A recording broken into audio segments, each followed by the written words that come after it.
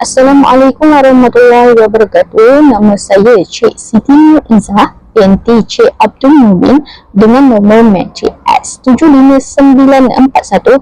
Hari ini saya ingin membentangkan berkenaan dengan pengenalan kepada negara Kanada. Bagi pengenalan yang pertama, asal-usul negara Kanada datangnya daripada Kanata, iaitu kampung atau penempatan. Yang kedua, sejarah pembentukan Kanada.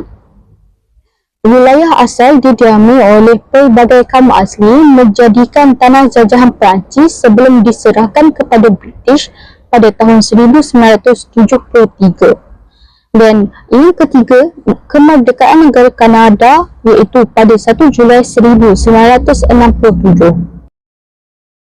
Identiti di negara Kanada menggunakan dua bahasa, iaitu bahasa Inggeris dan bahasa Perancis. Bagi sistem kerajaan negara Kanada menggunakan negara demokrasi berparlimen dan raja berperlembagaan menerusi Raja Charles III. Dan yang keenam iaitu keluasan dan sepadan bagi negara Kanada, iaitu keluasan kira-kira 9.98 juta kilometer persegi. Sepadan darat dikongsi bersama Amerika Syarikat sepanjang 8,893 kilometer persegi.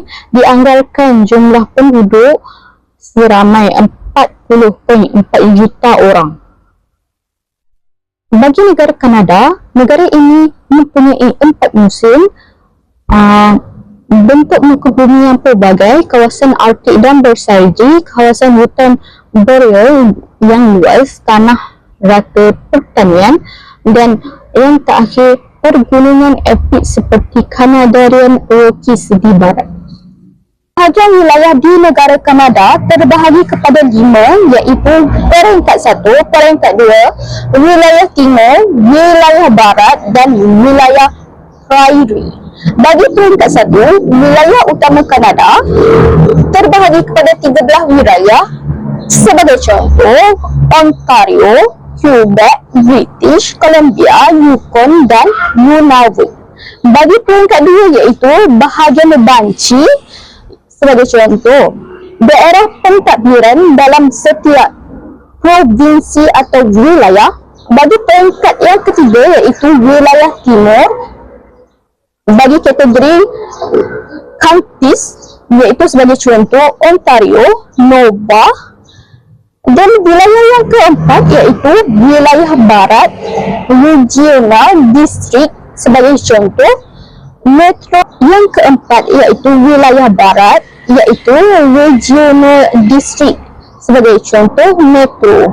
Dan wilayah terakhir iaitu wilayah prairie, iaitu division number, pembahagian bernombor, sebagai contoh division no 11 di Albert dan Manitoba. Maksud di sebalik bendera Kanada iaitu The Maple Leaf.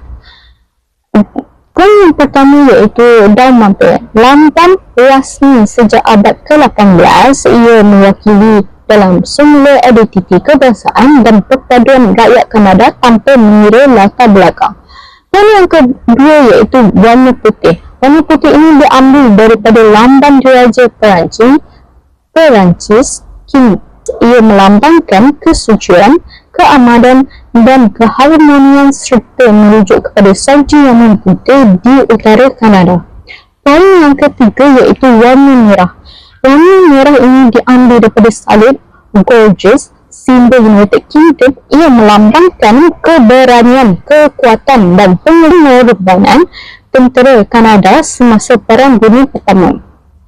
Dan yang terakhir iaitu bendera ini pertama kali dikibarkan pada 15 Februari iaitu 1965, serta akhir iaitu bendera ini pertama kali dikibarkan pada 15 Februari 1965. Sebelum ini Kanada menggunakan bendera Canadian Red Ensign. Ada gambar bendera UK setiap 15 Februari disambut sebagai National Pride of Canada Day.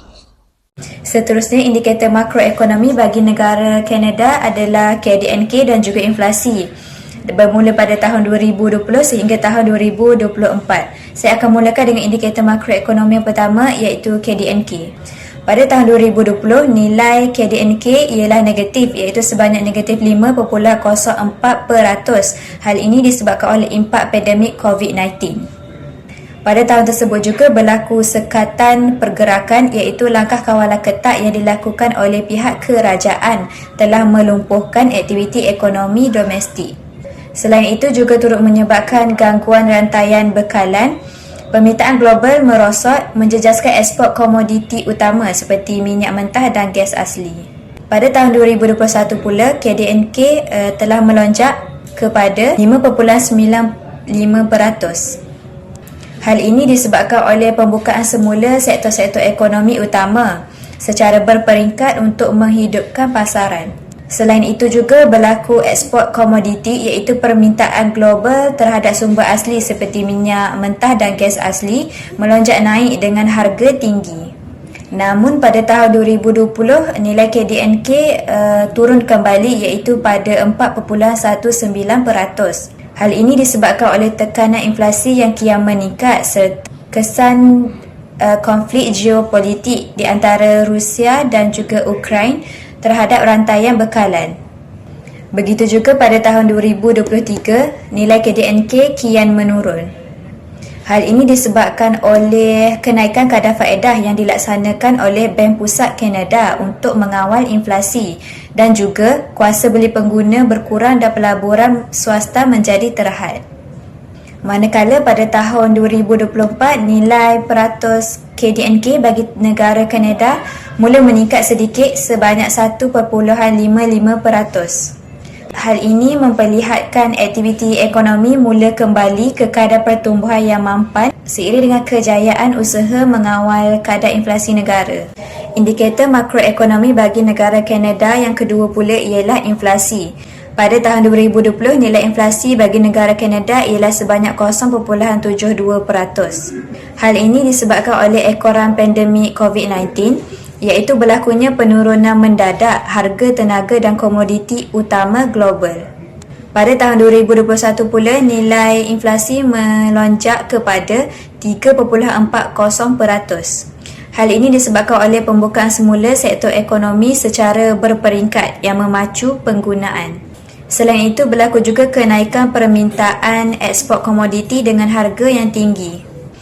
Nilai inflasi bagi negara Kanada pada tahun 2022 merupakan nilai yang paling tinggi selama 5 tahun ini, iaitu 6.80. Hal ini disebabkan oleh komplikasi rantaian bekalan dunia yang belum pulih sepenuhnya pasca pandemik. Krisis ini diburukkan lagi oleh impak konflik geopolitik, iaitu antara Rusia dan Ukraine yang mencetuskan kejutan bekalan tenaga serta lonjakan harga makanan di peringkat global. Pada tahun 2023, nilai inflasi bagi negara Kanada mula turun kembali kepada 3.88%. Hal ini disebabkan oleh peningkatan kadar faedah yang dilaksanakan oleh Bank Pusat Kanada bagi membendung inflasi yang tinggi. Hal ini juga turut memberi kesan kepada penyusutan kuasa beli pengguna serta mengehadkan aktiviti penggunaan. Selain itu juga akan memberi kesan kepada pelaburan oleh pihak swasta apabila kos pinjaman semakin meningkat. Pada tahun 2024, nilai inflasi juga semakin menurun kepada 2.38%. Ini menunjukkan negara Kanada kini berada di fasa penstabilan pasca pandemik yang lebih mampan melalui pengawalan inflasi yang berjaya. Seterusnya saya akan menerangkan tentang pemetaan dan inventory di Kanada. Di sini, di slide ini kita dapat tengok peta Kanada, iaitu daerah-daerah di Kanada yang terdapat sumber asli. Okey, seterusnya. Okey, inventory sumber asli utama di Kanada, kita ada jenis sumber asli dan wilayah dia. Di Kanada ada minyak dan gas asli, iaitu di wilayah Alberta, Saskatchewan, British Columbia. Bagi sumber asli baja pula, dia ada di Saskatchewan, uranium di Saskatchewan Utara, dan emas ada Ontario dan Quebec dan Nunavut. Bagi sektor minyak dan gas, ia dikategorikan sebagai ekspor oriented. Tahap penggunaannya berada pada paras yang sangat optimum dan cekap, di mana ia menyumbang sekitar 22% daripada jumlah ekspor negara dengan Amerika Syarikat sebagai pembeli utama. Bagi sektor mineral dan logam, di mana penggunaan adalah sangat tinggi dan cekap, Kanada memaksimumkan kapasiti pengeluaran domestik dan ia memberi impak ekonomi yang besar. Contohnya, emas yang menyumbang sekitar 138 bilion setahun kepada pendapatan negara. Bagi sektor hasil laut, pengeluaran adalah terkawal melalui kuota tangkapan yang ketat oleh kerajaan bagi mengelakkan isu terlebih guna dan menjaga ekosistem. Bagi sumber asli logam berada di British Columbia, Ontario dan Quebec. Kayu balak berada di British Columbia, Alberta dan Toronto. Tenaga hidroelektrik dan hasil laut. Semua ni hasil sumber asli yang berada di Kanada. So, secara keseluruhannya, kekayaan sumber asli ini adalah pemacu utama pertumbuhan ekonomi Kanada. Namun, pengurusan yang cekap dan mampan tetap menjadi keutamaan kerajaan bagi memastikan faedah ekonomi dapat dinikmati secara jangka panjang. Sekian sahaja daripada saya. Terima kasih. Assalamualaikum warahmatullahi wabarakatuh. Nama saya Nira binti Abdurrani dengan nombor matrik S76996. Hari ini saya akan membentangkan dua indikator makroekonomi utama Kanada daripada tahun 2020 hingga 2025, iaitu dari sektor pasaran buruh dan perdagangan antarabangsa. Dari segi pasaran buruh, pada tahun 2020, pandemik COVID-19 mencetuskan krisis awal dengan kadar pengangguran melonjak ke 9.7% akibat daripada sekatan operasi perniagaan. Pada 2021, Kanada memasuki fasa pemulihan dan kadar ini menurun kepada 6.6%. Namun begitu, sektor korporat masih lagi dalam proses penyelarasan struktur di mana berlakunya pembuangan kerja secara berperingkat. Kemudian pada tahun 2022, di sini berlakunya perkembangan di sektor perkhidmatan di mana pasaran kerja berkembang dengan mendadak dan berlaku pertambahan kerja sebanyak 100,000 pekerjaan. Dan perkara ini menyebabkan kadar pengangguran turun ke paras 5.2%. Walau bagaimanapun, pada sekitar 2024 hingga 2025, kadar pengangguran tersebut meningkat semula ke kadar 6.5%. Hal ini disebabkan oleh berlakunya ekonomi selat di mana pertumbuhan populasi yang pesat tidak dapat diserap oleh syarikat korporat yang sedang mengecil kerana tekanan kadar faedah yang tinggi daripada Bank of Canada. Seterusnya ialah dari bidang perdagangan antarabangsa. Imbangan dagangan Kanada sangat sensitif dengan harga komoditi sumber asli. Pada tahun 2020, sekatan global menyebabkan harga minyak mentah jatuh teruk dan meletakkan Kanada dalam kedudukan defisit dengan ekspor sebanyak $488 bilion dan import sebanyak $525 bilion.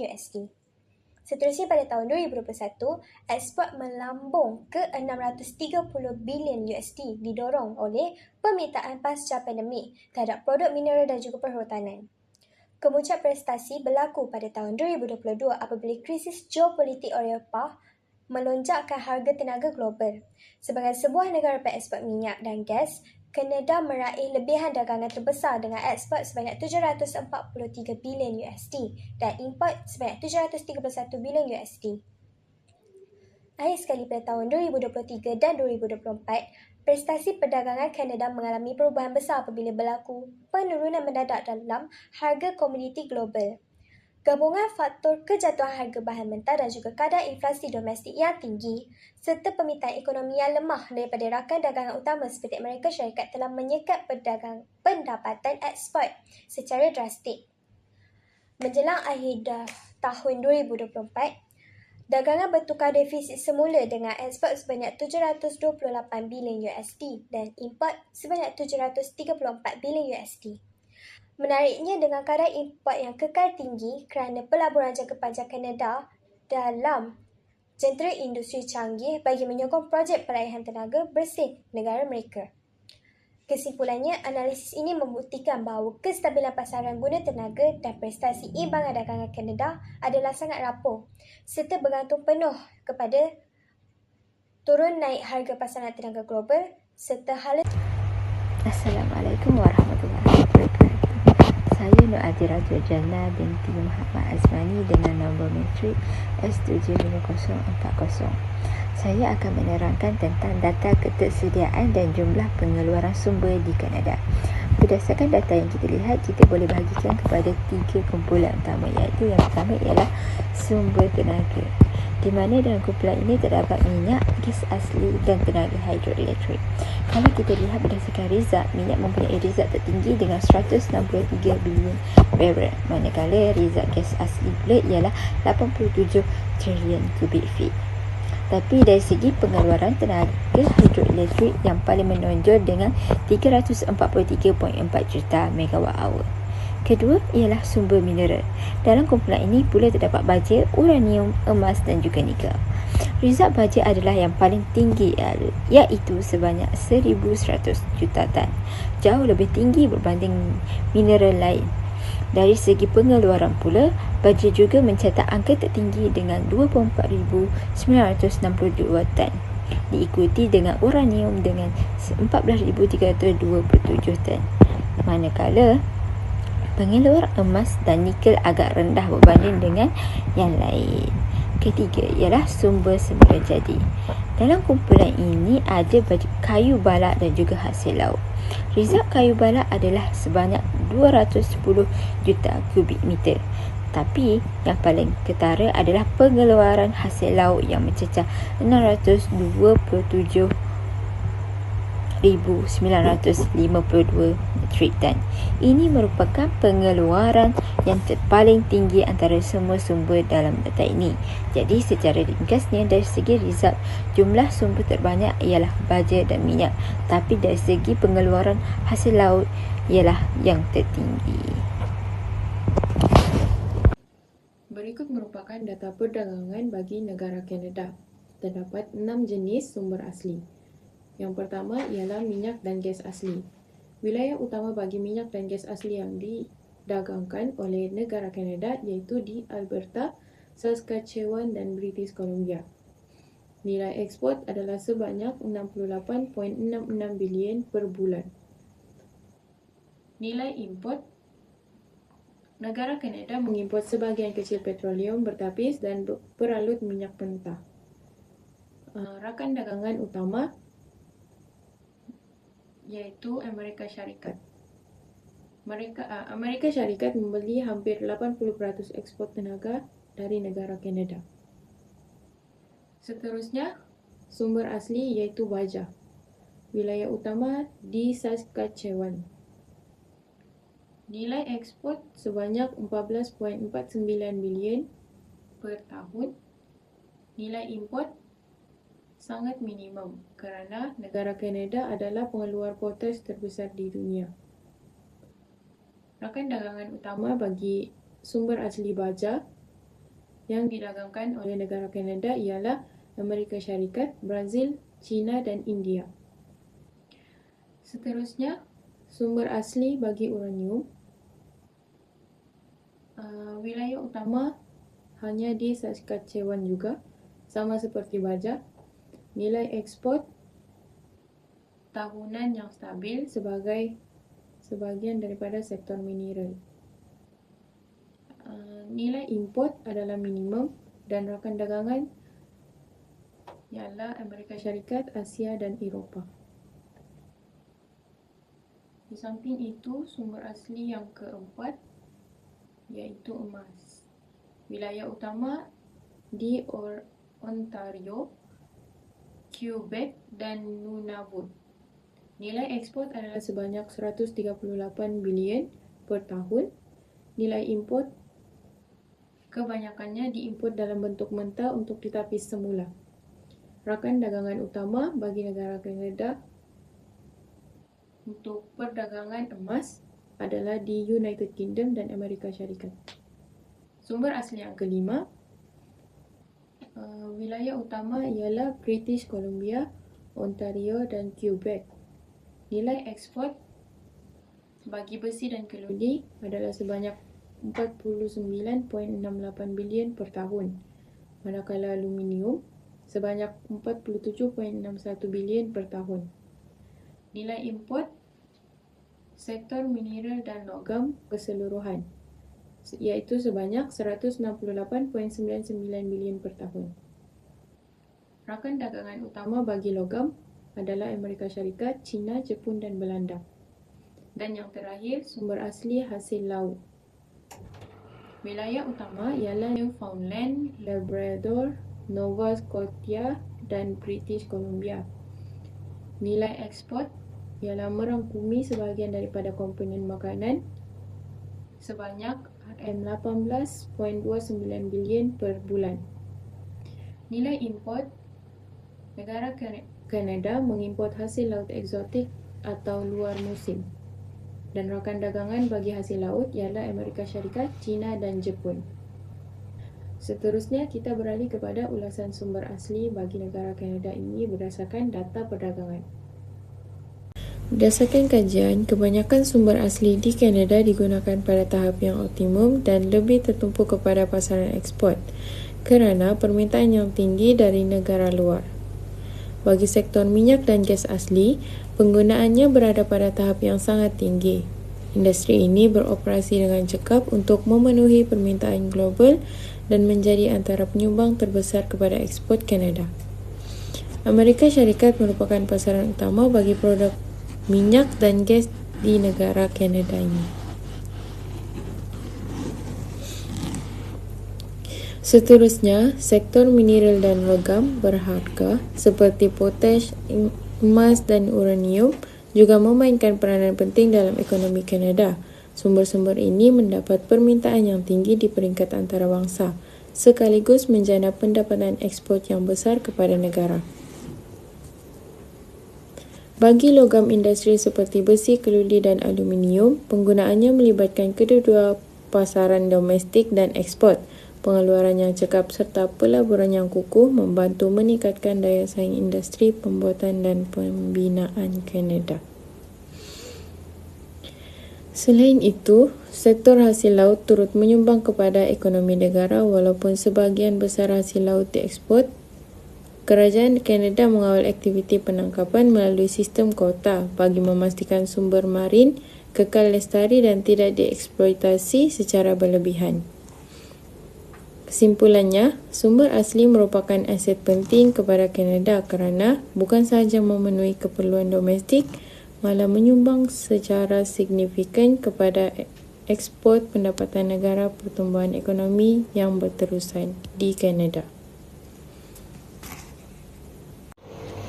Selamat sejahtera kepada pensyarah dan rakan-rakan sekalian. Saya Nurul Aisyah binti Muhammad Ansarullah S74695. Hari ini saya akan membentangkan 5 isu dan cabaran utama dalam pengurusan sumber asli di Kanada. Di sebalik kekayaan buminya, Kanada berdepan dilema yang kompleks antara pertumbuhan ekonomi dan kelestarian. Pertama, isu ketidaktentuan pasaran minyak dan gas. Cabaran utama Kanada di sini adalah kebergantungan ekonomi yang terlalu tinggi pada ekspor komoditi ini. Kesannya apabila harga minyak dunia jatuh pada tahun 2020, KDNK Kanada terus merosot sebanyak 5.04% dan menjejaskan kestabilan guna tenaga. Yang kedua adalah isu penebangan hutan boreal secara berlebihan untuk industri kayu balak. Cabarannya adalah untuk menangani kemusnahan 1.4 juta hektar kawasan hutan yang telah menjejaskan biodiversiti. Impak amalan tidak lestari ini kini menyebabkan stok kayu balak negara semakin menurun. Yang ketiga adalah isu keselamatan sisa radioaktif daripada pengelubungan uranium dan logam. Cabaran besarnya adalah menguruskan sisa toksik ini agar tidak menjejaskan manusia. Contohnya, insiden pencemaran air di Saskatchewan telah mencetuskan keresahan akademik panjang terhadap kesihatan awam. Seterusnya adalah isu kepupusan stok ikan akibat penangkapan melampau. Cabaran sosial yang timbul adalah kehilangan pekerjaan berskala besar seperti 30,000 nelayan yang terjejas di Newfoundland. Akhir sekali, isu krisis tenaga global yang membawa cabaran inflasi setinggi 6.8% yang secara langsung mengurangkan kuasa beli penduduk. Kesimpulannya, semua isu ini membawa cabaran besar kepada ekonomi tanah dan kelestarian hutan di Kanada. Jelaslah bahawa eksploitasi tanpa kawalan akan membawa impak rantai yang buruk. Oleh itu, pengurusan yang lebih lestari adalah jalan penyelesaian yang mutlak. Sekian, terima kasih. Pada bahagian ini, saya akan menerangkan langkah-langkah dan dasar yang telah diambil oleh kerajaan Kanada itu sendiri bagi mengatasi kesan negatif eksploitasi sumber asli terhadap alam sekitar dan masyarakat. Yang pertama, bagi mengurangkan pencemaran dan pelepasan karbon, kerajaan Kanada melaksanakan Output Based Pricing System ataupun dikenali sebagai OBPS. OBPS ni adalah satu sistem yang mana industri yang melepaskan had pelepasan karbon akan dikenakan cukai dan penalti tertentu. Dasar ini bertujuan menggalakkan syarikat-syarikat untuk melabur dalam teknologi yang lebih mesra alam. Selain daripada itu, Kanada juga turut melabur dalam teknologi penangkapan, penggunaan dan penyimpanan karbon ataupun dikenali sebagai CCUS. Teknologi ini membolehkan karbon ditangkap sebelum dilepaskan ke dalam atmosfera, sekaligus membantu mengurangkan pencemaran udara. Kerajaan juga memberikan tumpuan kepada peralihan tenaga bersih melalui pelaburan dalam hidrogen hijau, tenaga boleh diperbaharui dan teknologi bateri bagi mengurangkan kebergantungan terhadap bahan api fosil. Seterusnya, dalam sektor perhutanan pula, kerajaan melaksanakan Sustainable Forest Management atau SFM bagi memastikan pembalakan dijalankan dengan lebih terkawal. Kuota penebangan tahunan telah ditetapkan melalui Allowable Annual Cut atau AAC supaya kadar penebangan tidak melebihi daripada kadar pertumbuhan semula hutan. Seterusnya, Kanada juga menyasarkan perlindungan sekurang-kurangnya 30% kawasan darat dan perairan menjelang tahun 2030 dan mewajibkan pensijilan hutan seperti Forest Stewardship Council bagi menjamin pengurusan hutan yang lestari. Selain itu, dalam sektor perlombongan pula, kerajaan Kanada memperkukuhkan kawalan keselamatan negara dengan menetapkan standard yang ketat terhadap pengurusan sisa radioaktif dan penggunaan teknologi pemantauan masa nyata. Mereka mengamalkan prinsip pencemar membayar di mana syarikat perlombongan perlu menyediakan dana pemulihan alam sekitar sebelum operasi dijalankan. Kanada juga turut memperkenalkan Pelan Mineral Kritikal Kanada bagi mengawal aktiviti perlombongan mineral penting seperti lithium, kobalt dan juga nikel. Semua aktiviti perlombongan ni perlu mematuhi piawaian environmental, social dan governance atau ESG bagi melindungi alam sekitar dan juga kebajikan pekerja di Kanada. Dan akhir sekali, dalam sektor perikanan pula, kerajaan Kanada sendiri telah menetapkan kota tangkapan yang sangat ketat dan melaksanakan pelan pemulihan stok ikan bagi mengelakkan berlakunya eksploitasi ikan secara berlebihan. Bagi membantu komuniti nelayan yang terjejas, kerajaan Kanada telah menyediakan beberapa program latihan semula kemahiran dan juga memberi bantuan kewangan melalui ribat karbon Kanada.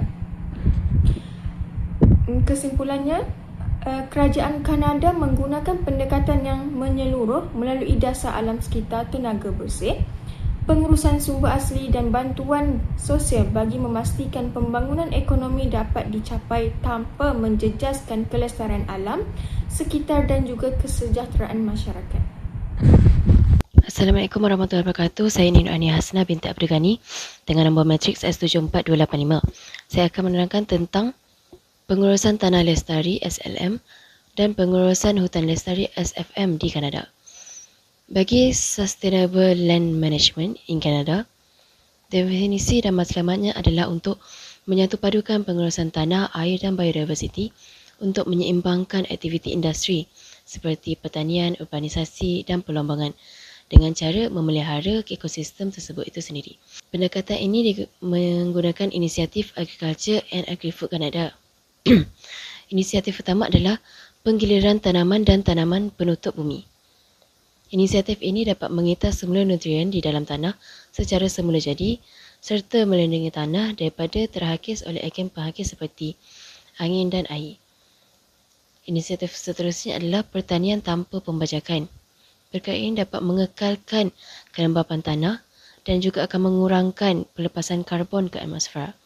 Seterusnya adalah dasar pemeliharaan tanah lembap dan IPM. Ia bertindak sebagai penapis semula jadi untuk mengawal banjir dan menghadkan racun kimia daripada mencemari air di bawah tanah. Langkah-langkah domestik ini juga adalah sejajar dengan SDG 15 iaitu Sustainable Development Goal, Life on Lands dan komitmen 30 by 30 untuk mewartakan sekurang-kurangnya 30% daripada kawasan daratan atau perairan sebagai kawasan perlindungan menjelang 2030. Seterusnya adalah Sustainable Forest Management SFM di Kanada. Undang-Undang Wilayah Kanada telah mengurus 340 juta hektar hutan iaitu hampir 9% daripada hutan global yang merupakan milik awam atau juga dikenali sebagai Crown Land. Setiap syarikat wajib menyediakan pelan pengurusan hutan jangka panjang di mana jumlah tebangan tidak boleh melebihi kadar pertumbuhan semula. Dari segi inovasi saintifik dan kemasyarakatan, inovasi silviculture pinta iklim dan pinta kebakaran dapat mengekalkan daya tahan hutan daripada iklim yang melampau dan juga mengurangkan risiko kebakaran secara tiba-tiba. Seterusnya adalah migrasi terbantu. Pendekatan ini akan memindahkan spesies pokok ke kawasan geografi yang lebih sesuai pada masa akan datang. Seterusnya adalah tata kelola secara inklusif. Pendekatan ini melibatkan saintis, NGO iaitu Non-Government Organisation dan komuniti peribumi dalam pembuatan keputusan mengenai sektor perhutanan. Akhir sekali adalah inisiatif perhutanan orang asal. Pendekatan ini menyatupadukan pengetahuan ekologi tradisional dengan sains moden serta melindungi habitat kritikal seperti karibu. Dari segi pengiktirafan dan jaminan pasaran pula, Kanada telah memegang rekod dunia dengan memiliki keluasan hutan bersijil pihak ketiga terbesar di dunia. Bagi badan pensijilan utama pula adalah Forest Stewardship Council FSC, Sustainable Forestry Initiative SFI dan Canadian Standards Association CSA. Kanada juga menggunakan sistem Chain of Custody iaitu dengan menjejaki pergerakan kayu dari hutan hinggalah ia menjadi produk terakhir. Dari segi impak jaminan, Kanada telah menjamin dan memastikan rantaian bekalan kayu adalah sah, mengekalkan biodiversiti, melindungi sumber air dan menghormati hak sosioekonomi tempatan. Bagi memperkukuhkan daya tahan ekonomi serta memelihara khazanah alam semula jadi di Kanada, terdapat beberapa langkah yang proaktif dicadangkan. Antaranya, kerajaan Kanada perlu mempercepatkan kepelbagaian ekonomi dengan mengurangkan kebergantungan terhadap ekspor minyak fosil tradisional. Pelaburan asing dan domestik harus ditukar kepada sektor yang berteknologi tinggi, pengeluaran hidrogen hijau dan rantaian bekalan mineral yang mematuhi standard ESG. Langkah ini bukan sahaja menstabilkan pertumbuhan KDNK negara daripada kejutan geopolitik, malah ia mempercepatkan transisi sasaran pelepasan karbon sifar bersih. Berdasarkan insiden pencemaran sisa radioaktif di Saskatchewan, pemantauan teknologi sensor pada kolam tangkungan sisa perlumbungan perlu diwajibkan secara menyeluruh di semua wilayah. Kerajaan juga perlu memastikan prinsip percuma membayar dilaksanakan tanpa kelonggaran, di mana Bank Kewangan atau cagaran syarikat penumbungan ditingkatkan bagi menampung kos pemulihan alam sekitar dalam tempoh jangka panjang tanpa membebankan dana awam. Kerajaan juga perlu memperkasakan hak komuniti tempatan bagi memelihara kesejahteraan komuniti dan habitat kehidupan liar yang kini diancam kepusan, seperti mengekang penyabangan hutan dan menubuhkan kawasan perlindungan dan konservasi orang asal IPCA. Kerajaan perlu memelihara alam semula jadi dengan menetapkan sekurang-kurangnya 30% daripada keseluruhan tanah dan kawasan air sebagai kawasan perlindungan, di mana kawasan ini tidak boleh dimusnahkan atau diteroka sesuka hati. Memelihara sektor akuakultur dengan melakukan pelaburan dana seperti dana transformasi perikanan supaya ianya dapat menyediakan latihan kemahiran dan membangunkan sistem akuakultur darat atau maritim yang berimpak tinggi. Secara keseluruhan, Kanada membuktikan bahawa ia merupakan sebuah negara maju yang memiliki keunggulan geografi yang luar biasa serta kekayaan sumber asli yang banyak. Ia bermula dengan minyak dan gas, mineral sehingga ke kawasan hutan yang luas. Walau bagaimanapun, kebergantungan tinggi terhadap sektor komoditi primer ini mendedahkan bahawa ekonomi Kanada kepada ketidaktentuan pasaran global. Perkara ini jelas mencerminkan prestasi pasca pandemik yang bermula daripada tahun 2020 sehingga 2024, di mana kejatuhan harga minyak telah menyumbang kepada kemerosotan KDNK yang drastik pada tahun 2020. Pada masa yang sama, konflik geopolitik antarabangsa turut memicu lonjakan kadar inflasi yang tinggi sehingga mencapai 6.8% pada tahun 2022.